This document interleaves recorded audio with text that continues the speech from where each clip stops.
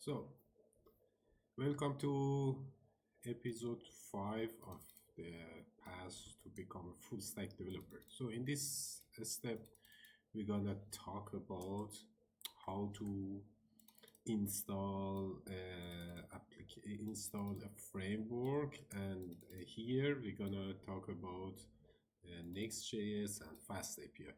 So fastAPI completely will be in the server side sections, but because the next episode is gonna be talk about the nextJS or React, it's completely similar. We're gonna talk about that.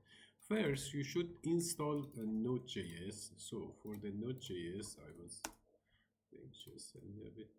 So you should come here, get the node.js, and you can have the latest, the current version and latest stable version. Always go with LTS.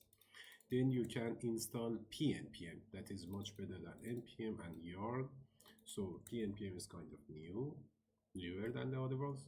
So if you want to install a nextJs app, you should just write down pnpm and create next app and assign latest app name my app and dash dash yes, and then you will see that application like this is gonna be created for you, and you will run pnpm dev, and we can also search it how to install nextJs. Definitely you should go to the documentation, pnpm create cd and pnpm dev. So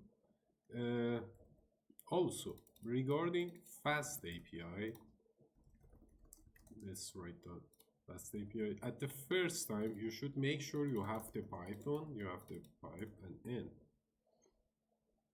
So you should write down Python install fastAPI standard, and it's gonna install for you in your virtual environment.